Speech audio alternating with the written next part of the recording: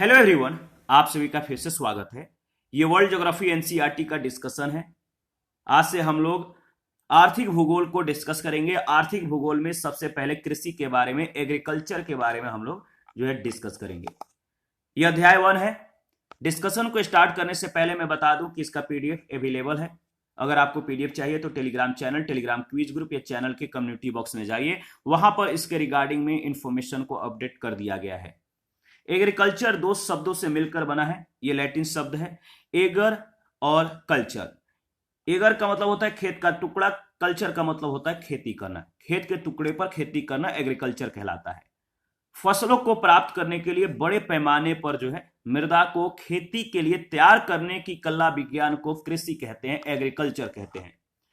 देखिए, सामान्यतः कृषि पशुपालन से भिन्न है। भूगोलवेत्ता कृषि के अंतर्गत विभिन्न फसलों की कृषि और पशुपालन दोनों को सम्मिलित करते हैं।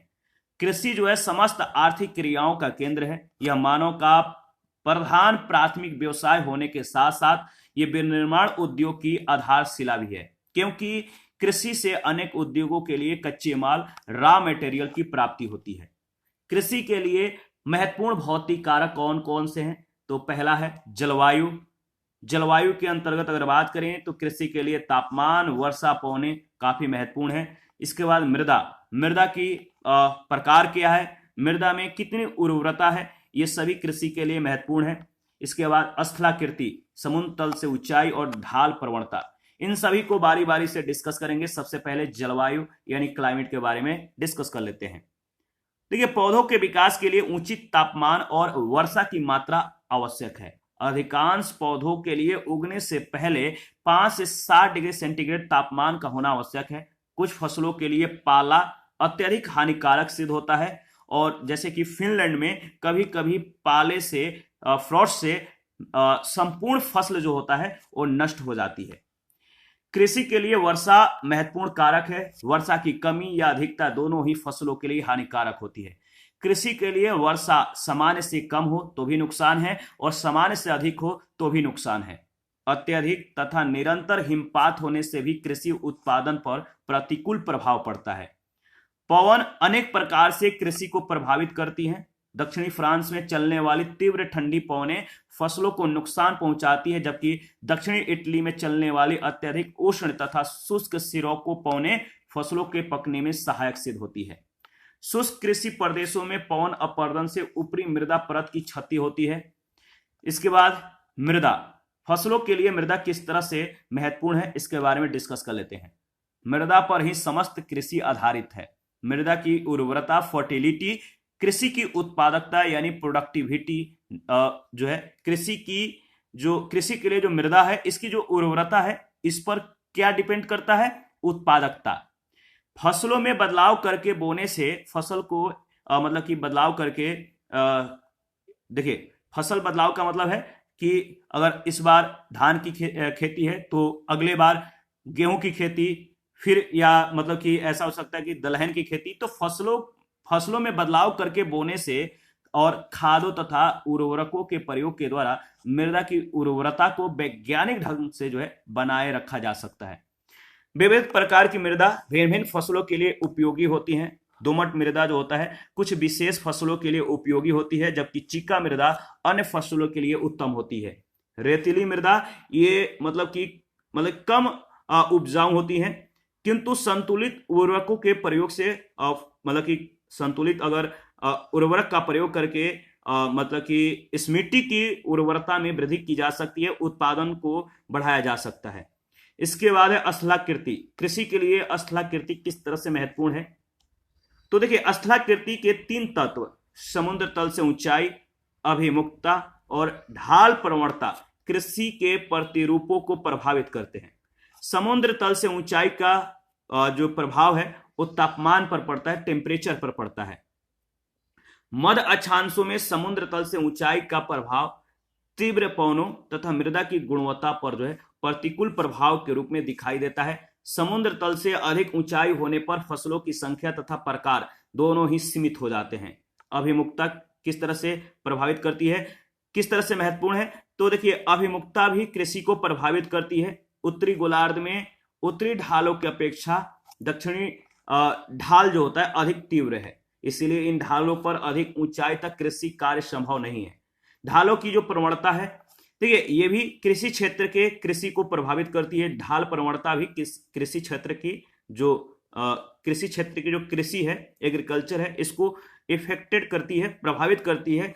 तीव्र ढालों पर जो है मृदा अपरदन अधिक होता है और भारी मशीनों का प्रयोग जो है संभव नहीं है। सुपानीकरण और मल्चिंग के द्वारा तीव्र ढालों पर भी कृषि की मतलब की संभावनाएं हैं, कृषि की जा सकती है। कृषि की विभिन्न विधियां, जैसे पहला है परती कृषि। तो पहला जो विधि है परती कृषि है। निरंतर कृषि करने से, लगातार कृषि करने से मृदा की जो प्राकृतिक उर्वरता है ये कम हो जाती है।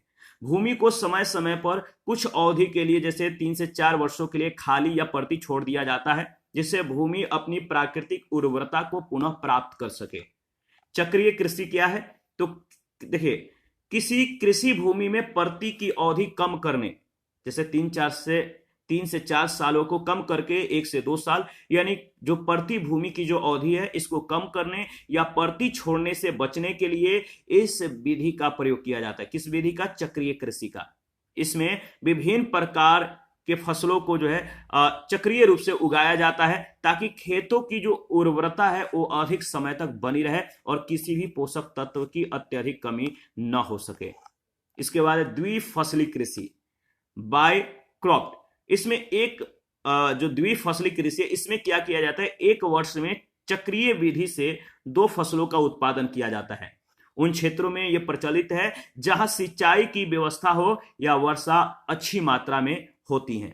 द्विफसली कृषि का मुख्य उद्देश्य होता है मृदा की उर्वरता को बनाए रखना, इसीलिए सामान्यतः दूसरी फसल नाइट्रोजन स्थिरीकरण करने वाली होती है। ठीक है, याद रखिएगा।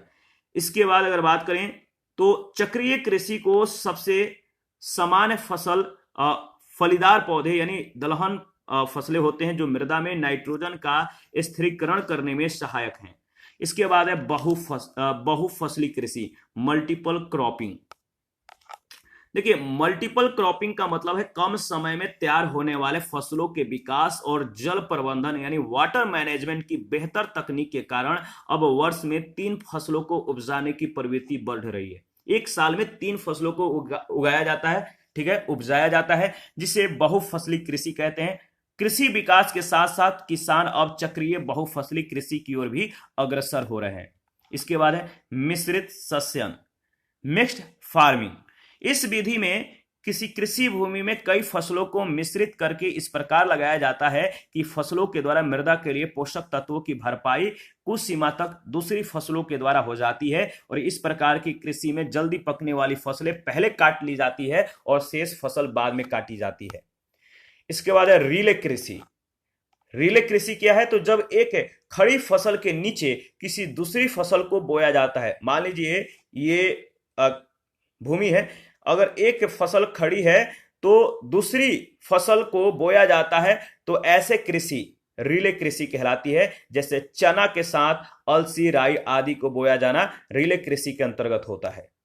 कृषि उत्पादकता के बारे में अगर बात करें तो कृषि उत्पादकता का तात्पर्य प्रति हेक्टेयर उत्पादन या प्रति श्रमिक उत्पादन से है। विस्तृत कृषि वाले क्षेत्रों में प्रति श्रमिक उत्पादकता अधिक रहती है, जबकि सघन कृषि वाले क्षेत्रों में प्रति हेक्टेयर उत्पादन अधिक रहता है। कृषि उत्पादकता प्राकृतिक और कृत्रिम दोनों ही कारकों पर निर्भर करती है। कृषि के प्रमुख प्रकार, इसके बारे में हम लोग डिस्कस करेंगे। कृषि के कितने प्रकार हैं? Types of farming. जैसे पहला है झूमिंग कृषि, निर्वाह कृषि। इसके बाद तीसरा है वाणिज्यिक बागवानी कृषि, गहन कृषि, विस्तृत वाणिज्य कृषि। इसके बाद है रेचिंग कृषि, सहकारी कृषि, जीरो फार्मिंग यानी जीरो जो फार्मिंग है ये काफी महत्वपूर्ण है, इसके बारे में हम लोग अच्छे से डिस्कस करेंगे। इन सभी को बारी बारी से डिस्कस करेंगे। सबसे पहले अगर बात करें तो झूम कल्टीवेशन क्या है, झूम कृषि क्या है? झूम कृषि, इसे स्थानांतरणशील कृषि या शिफ्टिंग कल्टीवेशन भी कहते हैं। मतलब झूमिंग कृषि का मतलब होता है कि एक जगह पर अगर कृषि उत्पादकता कम पड़ जाती है, भूमि वहां की बंजर हो जाती है, तो वहां से शिफ्ट कर लिया जाता है, वहां से उस जगह को छोड़कर किसी नए भूमि पर जाया जाता है। वहां पे जो है जंगल झाड़ को साफ करके कृषि योग्य बनाया जाता है। इस तरह से जो है झूमिंग कृषि मतलब कि प्रचलित हो जाता है। यानी झूमिंग कृषि पहले बहुत ज्यादा प्रचलित थी, अब के समय में झूमिंग कृषि बहुत कम है। झूमिंग कृषि को याद रखिएगा शिफ्टिंग कल्टीवेशन यानी स्थानांतरणशील कृषि भी कहते हैं। इस कृषि में पहले वन को जलाकर भूमि को साफ कर लिया जाता है और फिर 1 वर्ष के बाद उस राख युक्त मृदा में मोटे अनाज को बो दिया जाता है। ठीक है, याद रखिएगा। इस कृषि से 2 या 3 वर्ष तक फसलों की जो है प्राप्ति होती है। इसे काटो और जलाओ अथवा बुश फैलो कृषि भी कहते हैं। बहुत ही महत्वपूर्ण है झूम कृषि, कई बार यहां से प्रश्न पूछा गया है, तो प्रत्येक पॉइंट को आप ध्यान में रखिएगा। इसके बाद अगर बात करें तो निर्वाह कृषि है। निर्वाह कृषि का मतलब क्या है?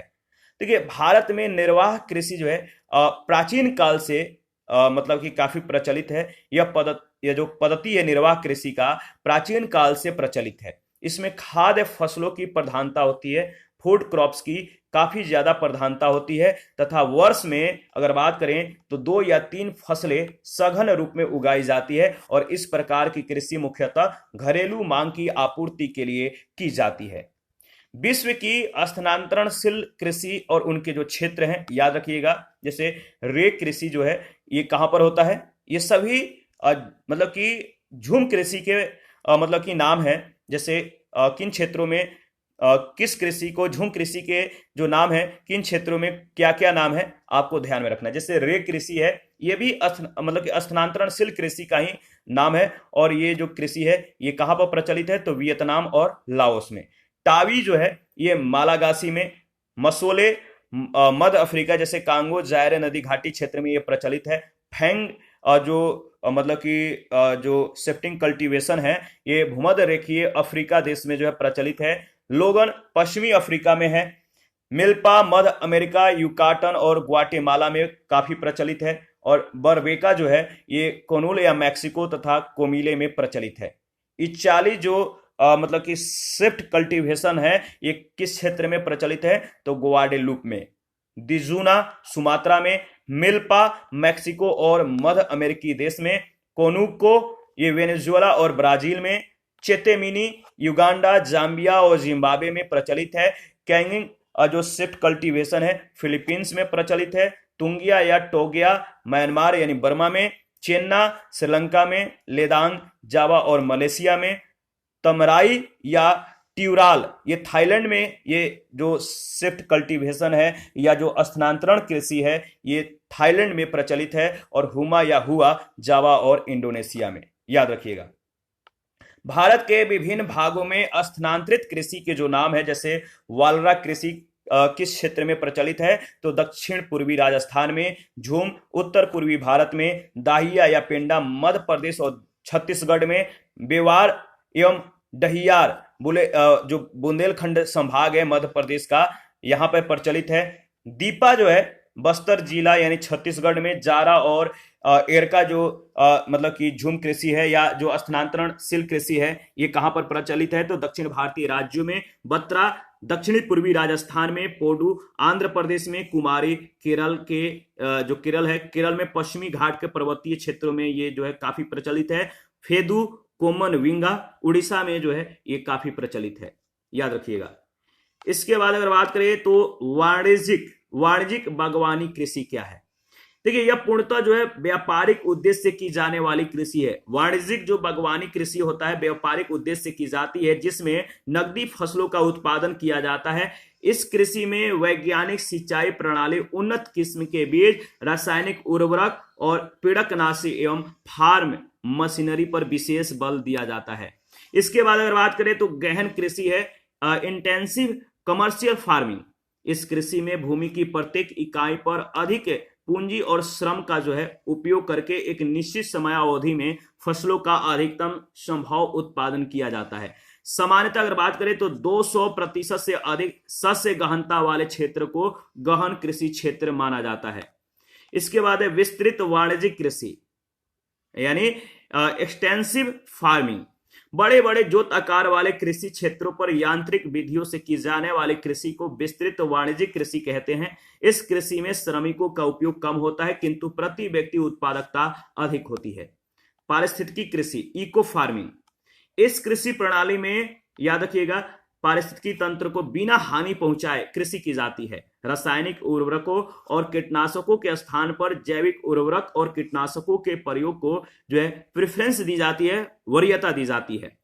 पशुपालन कृषि, इसके बारे में अगर बात करें तो इस प्रकार के कृषि में प्राकृतिक वनस्पति पर विभिन्न प्रकार के पशु जैसे भेड़, बकरी आदि को चराया जाता है और इस कृषि में फसल का उत्पादन नहीं किया जाता है।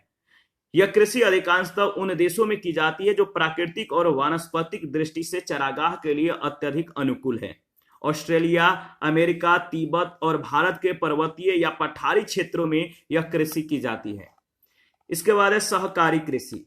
देखिए, इस कृषि को अपनाने के पीछे मुख्य दो आधार है। पहला, कृषि जोतों के छोटे और बिखरे होने की समस्या का समाधान तथा भूमि का समाजीकरण करके भूमिहीनों, छोटे किसानों और भूमि श्रमिकों के साथ न्याय करना। कृषि की इस प्रणाली में किसान परस्पर लाभ के उद्देश्य से स्वेच्छापूर्वक अपनी भूमि, श्रम और पूंजी को एकत्र करके सामूहिक रूप से कृषि करते हैं।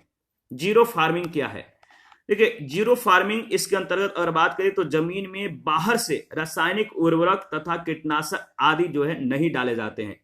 तो जीरो फार्मिंग में क्या होता है कि जब जीरो फार्मिंग की जाती है तो बाहर से रासायनिक उर्वरक या कीटनाशक आदि का प्रयोग नहीं होता है। ऐसी कृषि प्रारंभ करने से पहले 3 वर्षों तक जैविक कृषि की प्रक्रियाएं अपनाई जाती है, जिसमें फसलें अधिक पोषण युक्त होती हैं। जैविक कृषि में रासायनिक उर्वरकों और कीटनाशकों का उपयोग नहीं किया जाता है। इससे मृदा धीरे धीरे जीरो फार्मिंग के अनुकूल हो जाती है। ठीक है, याद रखिएगा। विश्व में कृषि के विशेष प्रकार, विश्व में कृषि के जो विशेष प्रकार है इसके बारे में डिस्कस कर लेते हैं। विश्व की वर्तमान कृषि व्यवस्था में बड़े पैमाने की विभिन्न कृषि पद्धतियों के अतिरिक्त कुछ विशेष प्रकार की कृषि भी प्रचलित है, जो इस प्रकार है। जैसे विटीकल्चर, अंगूरों का व्यापारिक स्तर पर उत्पादन। पिसीकल्चर या एक्वाकल्चर, इसका मतलब है विटीकल्चर। याद रखिए, कौन सी कल्चर किससे संबंधित है, बहुत ही महत्वपूर्ण है। यहां से कई बार प्रश्न पूछे गए हैं और पूछे जाने की काफी संभावनाएं भी हैं। तो विटीकल्चर के अंतर्गत क्या की जाती है, तो अंगूरों का व्यापारिक स्तर पर उत्पादन होता है। पीसी कल्चर या एक्वाकल्चर के अंतर्गत व्यापारिक स्तर पर की जाने वाली मछली पालन की क्रिया है। सेरीकल्चर, इसमें क्या होता है, रेशम उत्पादन की क्रियाएं, जिसमें शहतूत आदि की कृषि भी सम्मिलित है। हॉर्टिकल्चर के अंतर्गत किसकी कृषि की जाती है, तो व्यापारिक स्तर पर किए जाने वाला विभिन्न प्रकार के फलों का उत्पादन। हॉर्टिकल्चर में फलों का उत्पादन होता है। ओलिवी कल्चर में क्या होता है, जैतून की कृषि होती है। और आर्बरी कल्चर के अंतर्गत क्या होता है, तो आर्बरी कल्चर में विशेष प्रकार के वृक्ष और झाड़ियों की कृषि की जाती है, जिसमें उनका संरक्षण और संवर्धन भी सम्मिलित है। एपी कल्चर के अंतर्गत अगर बात करें तो इसमें मधुमक्खी पालन होता है। ठीक है। फ्लोरिकल्चर के अंतर्गत फूलों की कृषि की जाती है। सिल्वीकल्चर के अंतर्गत जो है वनों के संरक्षण और संवर्धन से संबंधित क्रियाएं होती हैं। वेजिकल्चर के अंतर्गत अगर बात करें तो दक्षिण पूर्वी एशिया में आदि मानवों के द्वारा की गई प्रारंभिक आदिम कृषि है। नेमरिकल्चर के अंतर्गत अगर बात करें तो आदिम व्यवस्था की कृषि, जिसमें वनों से फल, फूल, कंद मूल संग्रह किया जाता है। ओलेरिकल्चर के अंतर्गत अगर बात करें तो जमीन पर फैलने वाली सब्जियों की व्यापारिक कृषि। मेरिकल्चर के अंतर्गत किस प्रकार की कृषि होती है, तो व्यापारिक उद्देश्य से समुद्री जीवों के उत्पादन की क्रिया। हार्सिकल्चर के अंतर्गत किस प्रकार की कृषि होती है, तो देखिए व्यापारिक स्तर पर उन्नत प्रजाति के घोड़े और खच्चरों का पालन। वर्मी कल्चर के अंतर्गत केंचुओं का पालन होता है। मोरिकल्चर के अंतर्गत रेशम कीट के लिए शहतूत की कृषि होती है। एरोपोनिक का मतलब है पौधों को वायु में उगाना, एरोपोनिक कहलाता है। और पोमोलॉजी फल विज्ञान को कहते हैं। याद रखिएगा, इंपॉर्टेंट है। इसके बाद अगर बात करें तो देखिए कृषि क्रांति क्या है। कृषि क्रांति, कृषि में अगर काफी प्रोडक्शन होने लगे, ठीक है, तो इसको क्या कहते हैं, कृषि क्रांति। कृषि तकनीकों के, और ये क्रांति कैसे आएगा, अच्छे उर्वरक का प्रयोग किया जाएगा, अच्छे उन्नत किस्म के बीजों का, ठीक है, सिंचाई की व्यवस्था हो, मशीनीकरण का प्रयोग किया जाए, तो इस तरह से कृषि में क्रांति लाया जा सकता है। तो कृषि तकनीकों के विकास के कारण कृषि उत्पादकता और उन्नत में जो है, मतलब कि जो कृषि उत्पादकता या जो इनमें जो कृषि उन्नत है इसमें या उसके उत्पादन में लगातार वृद्धि हो, और एक समय अवधि के दौरान जो है, एक समय अवधि के दौरान, एक टाइम पीरियड के दौरान इन तकनीकों के व्यापक प्रसार हो, तो इस प्रकार से जो है क्या होती है? कृषि क्रांति कहलाता है, एग्रीकल्चर रिवॉल्यूशन कहलाता है। इसमें क्या होगा? तकनीकों का विकास होगा। तकनीकों के विकास से क्या होगा कि कृषि के लिए तकनीक का प्रयोग किया जाएगा, अच्छे बीज का प्रयोग किया जाएगा, अच्छे मतलब कि अच्छे क्या मतलब अत्यधिक मात्रा में उर्वरक और सिंचाई की उत्तम व्यवस्था, इससे कृषि क्रांति जो है आती है। विभिन्न क्रांतियां और उससे संबंधित जो क्षेत्र है इसके बारे में याद रखिएगा, कौन सी क्रांति किस कृषि से संबंधित है। जैसा हरित क्रांति जो है कृषि उत्पादन से संबंधित है, श्वेत क्रांति दूध उत्पादन से संबंधित है, नीली क्रांति मत्स्य उत्पादन से संबंधित है, गुलाबी क्रांति झींगा मछली उत्पादन से संबंधित है, पीली क्रांति सूर्यमुखी और अन्य तिलहनों के उत्पादन से संबंधित है, लाल क्रांति मांस या टमाटर के उत्पादन से संबंधित है, गोल क्रांति का जो संबंध है वो आलू के उत्पादन से है, रजत क्रांति का संबंध अंडा के उत्पादन से है, सुनहरी क्रांति का जो संबंध है फल उत्पादन से है। ठीक है, इसके बाद इंद्रधनुषी क्रांति का जो संबंध है वो किससे है? याद रखिएगा, बहुत ही महत्वपूर्ण है। रेनबो जो रिवॉल्यूशन है ये कृषि से संबंधित समग्र क्रांति, नवीन कृषि नीति में ये निर्धारित किया गया है। तो कृषि से संबंधित समग्र क्रांति से ये जो इंद्रधनुषी क्रांति है इसका संबंध इससे है। भूरी क्रांति का जो संबंध है गैर परंपरागत ऊर्जा उत्पादन से है। कृष्ण क्रांति का जो संबंध है खनिज तेल के क्षेत्र में आत्मनिर्भरता लाने के लिए है। अमृत क्रांति का जो संबंध है नदियों को जोड़ने की योजना है। अमृत क्रांति के अंतर्गत क्या किया जाएगा? नदियों को जोड़ा जाएगा। संपर्क क्रांति के अंतर्गत क्या किया जाएगा? तो लंबी दूरी का जो रेल मार्ग संपर्क है इसको स्थापित करना इस क्रांति का उद्देश्य है। लंबी दूरी का रेल संपर्क को स्थापित करना। सदाबहार हरित क्रांति या द्वितीय हरित क्रांति का जो संबंध है वो किससे है? तो कृषि उत्पादन को दोगुना करना व टिकाऊ कृषि से। सुनहरा रेशा क्रांति का जो संबंध है जूट के उत्पादन से है। कृषि से संबंधित महत्वपूर्ण अंतर्राष्ट्रीय जो संस्थान है आपको याद रखना है, खाद्य एवं कृषि संगठन रोम में इटली में है। विश्व मौसम विज्ञान संगठन जेनेवा स्विट्जरलैंड में है। खाद्य नीति अनुसंधान संस्थान वाशिंगटन डीसी संयुक्त राज्य अमेरिका में है। अंतर्राष्ट्रीय चावल अनुसंधान संस्थान मनीला फिलीपींस में है। उष्णकटिबंधीय कृषि संस्थान लागोस नाइजीरिया में है। विश्व के कृषि प्रदेश के बारे में हम लोग डिस्कस करेंगे। तो देखिए, ऐसे विस्तृत क्षेत्र जहां कृषिगत दशाओं विशेषतः फसलों की किस्मों और उनकी उत्पादन विधि में समरूपता मिलती है तथा कृषि भूमि के उपयोग के कुछ समान प्रतिरूप मिलते हैं, कृषि प्रदेश कहलाते हैं, एग्रीकल्चर रीजन कहलाते हैं।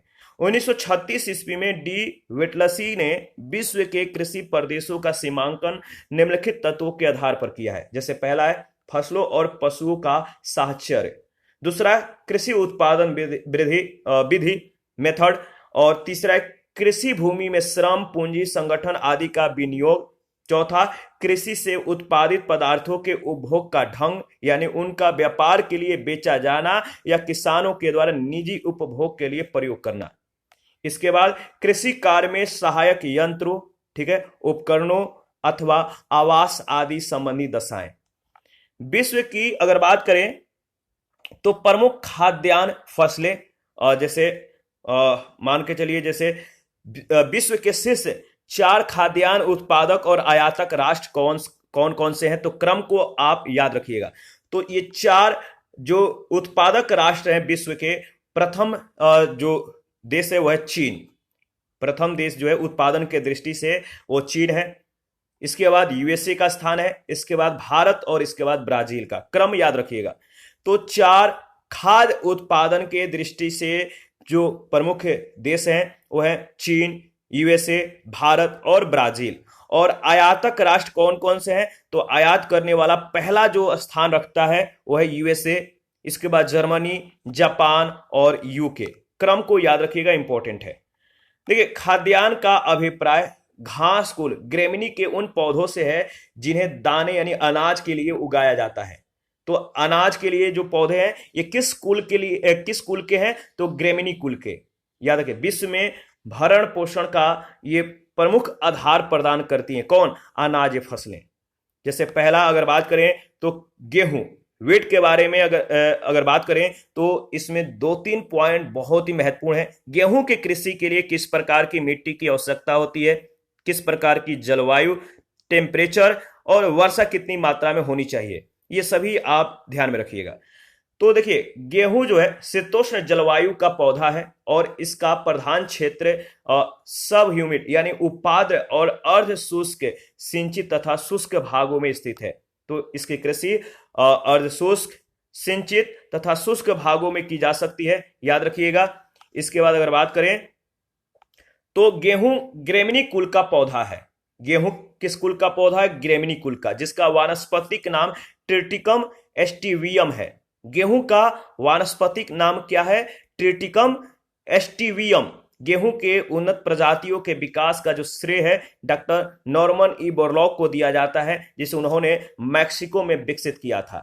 उत्तरी गोलार्ध में 60 डिग्री अक्षांश और दक्षिणी गोलार्ध में 40 डिग्री अक्षांश तक इसकी कृषि जो है सफलतापूर्वक होती है। इसके अंतर्गत दो प्रमुख अक्षांश पेटियां हैं। उत्तरी गोलार्ध में 30 से 55 अक्षांशों के मध्य और दक्षिणी गोलार्ध में 30 से 40 अक्षांशों के बीच।